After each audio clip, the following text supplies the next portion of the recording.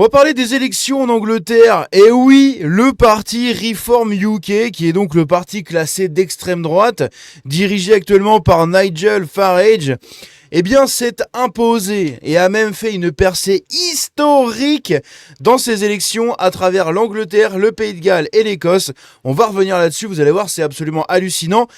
Keir Starmer est définitivement le wanker qu'il est bien, puisque il ne veut pas se barrer. Hein, voilà, il a perdu les élections, d'accord. Il est de moins en moins soutenu, mais quand même, tout comme Macron et tous ses copains européens, il s'accroche comme des teignes jusqu'à la fin. Il s'accroche au pouvoir. Bref, on va en parler de tout ça parce que c'est très intéressant.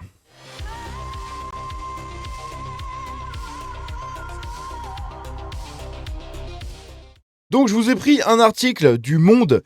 Pourquoi j'ai pris Le Monde alors que beaucoup d'autres en ont parlé ?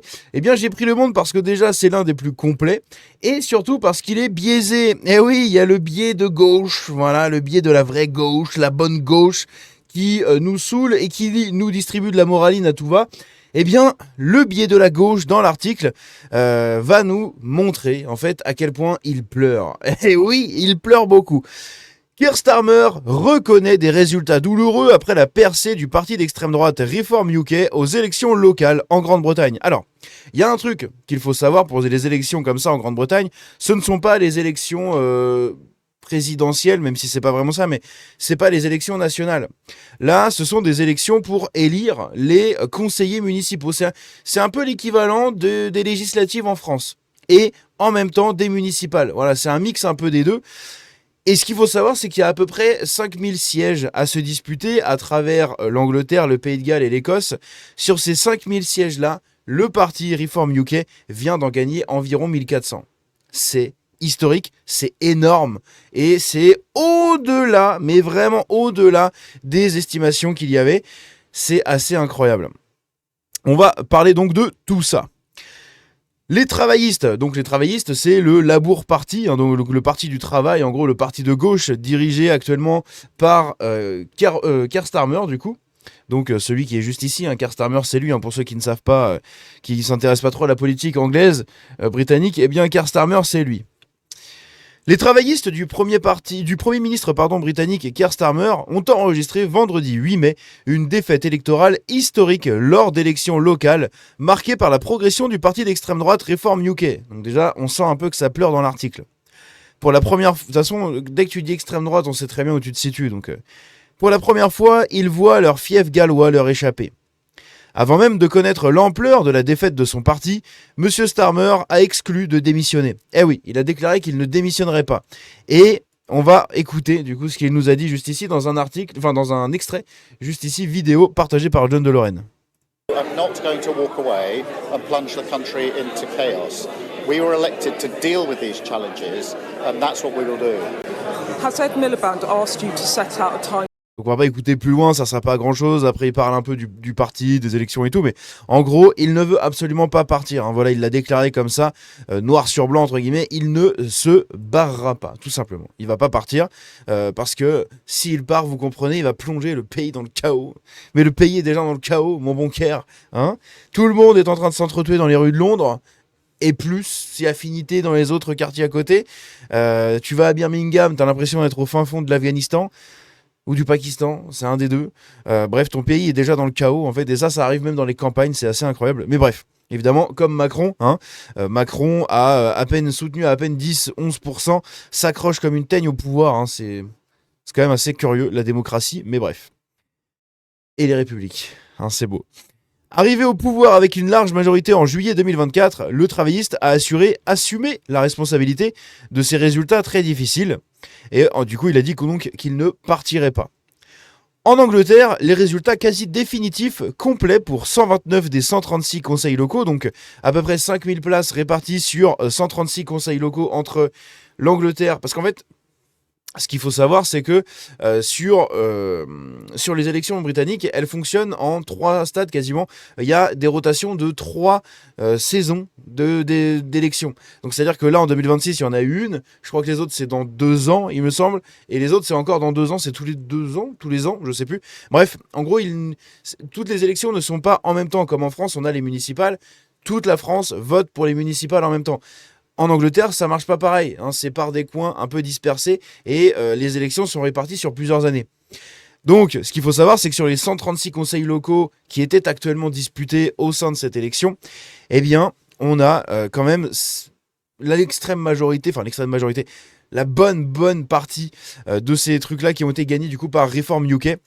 Donc le parti anti-immigration de Nigel Farage, qui arrive largement en tête avec 1426 sièges conquis contre 954 pour le Labour qui en perd 1374. Eh oui, ça à la base, le Reform UK, c'était un parti d'opposition, un parti un peu outsider. Hein.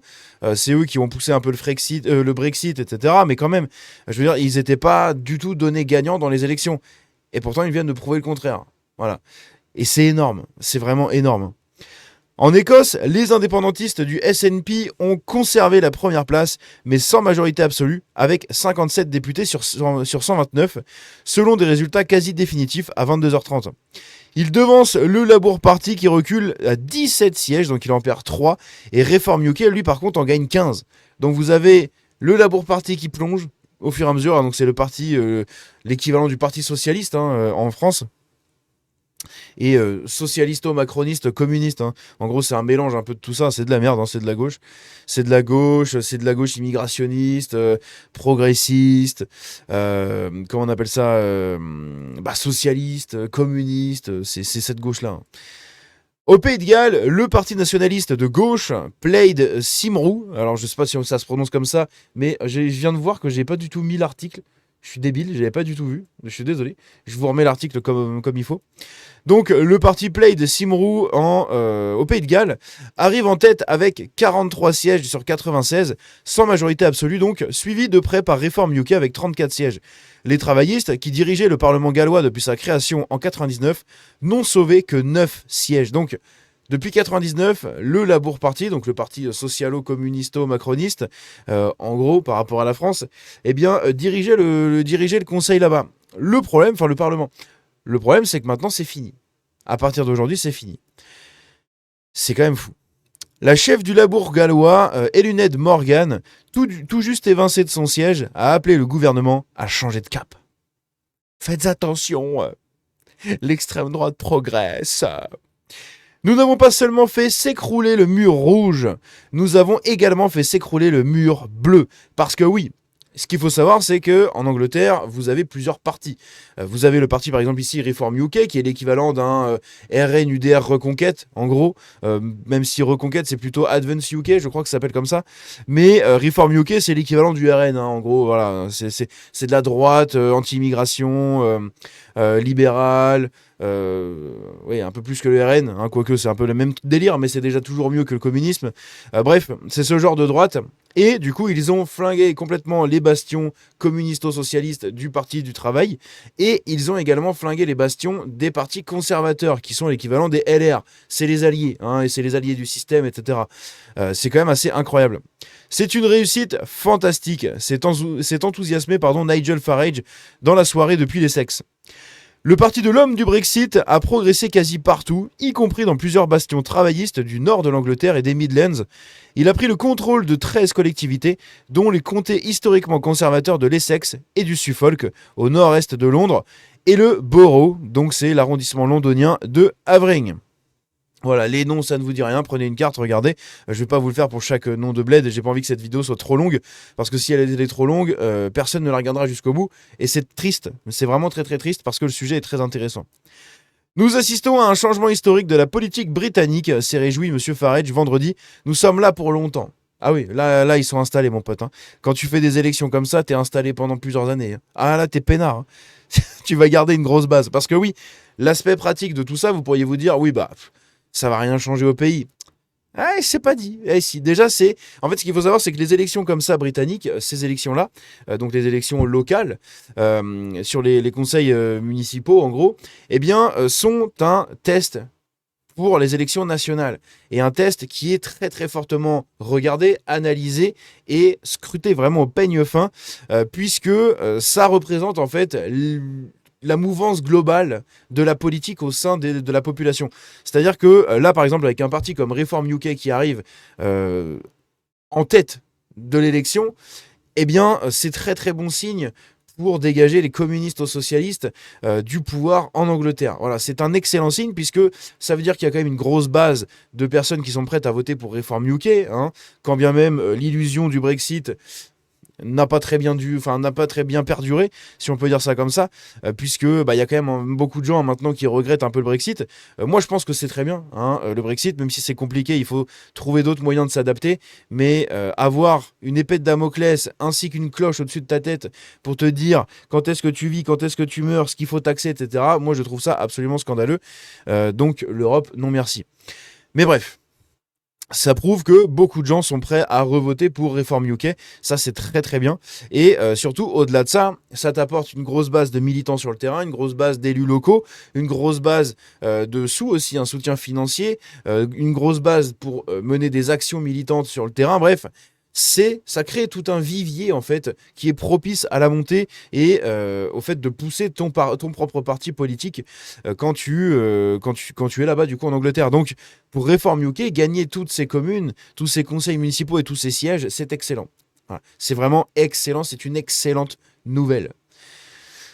Le mécontentement de nombreux Britanniques concernant l'échec du gouvernement à endiguer l'immigration clandestine avec les fameux small boats, les petits bateaux, a porté Reform UK. Donc ça, c'est une phrase qui sent bon la pleurnicherie socialiste et progressiste du monde. Près de 200 000 migrants ont ainsi traversé la Manche depuis 2018, selon les derniers chiffres officiels. Bon, ils nous disent 200 000 migrants. Je pense qu'il y en a beaucoup plus. Le Labour a pâti de l'impopularité de Keir Starmer, 63 ans, sur fond d'économie en panne et d'augmentation du coût de la vie. Mais pas que, c'est que les gens en ont marre de se faire planter dans les rues, les gens en ont marre que leurs gamines servent de défouloir à des gangs de paki-paki, d'accord. Ils en ont également marre de se faire prendre pour des cons, quand on leur promet des choses et que rien n'est fait. Si, le socialisme et le communisme, ça entre en vigueur, mais même un peu trop. Justement, ils en ont marre du communisme, là-bas, ils en ont marre du progressisme, d'accord. Ils en ont marre de l'anti-foi, parce que ce sont des anglicans, l'église anglicane.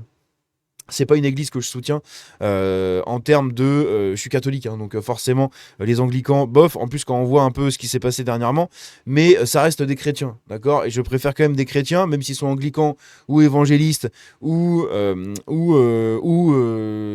comment on les appelle, ou protestants, ou je ne sais quoi, je préfère quand même les chrétiens à des mumus, d'accord.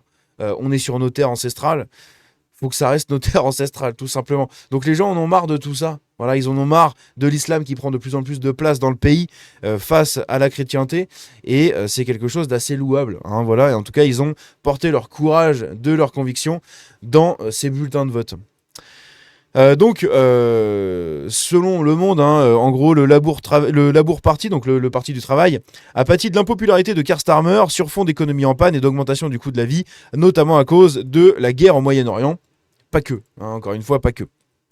Ces détracteurs déplorent ces multiples faux pas, revirements et polémiques, notamment la nomination comme ambassadeur à Washington de la figure travailliste contestée Peter Mandelson.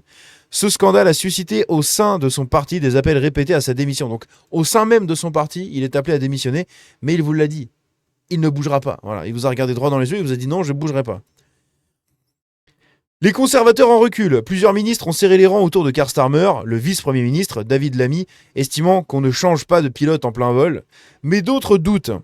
À moins que le gouvernement n'apporte des changements significatifs et urgents, le Premier ministre ne pourra pas mener le Labour Party lors des prochaines élections.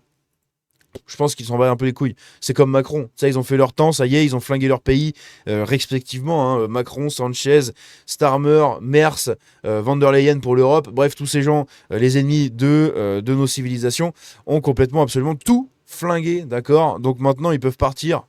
Ils sont peinards, tout va bien. Voilà, ils ont obéi à leur maître et ils vont avoir une petite place bien au chaud dans des cabinets de conseil, dans des trucs un peu comme ça, comme d'habitude.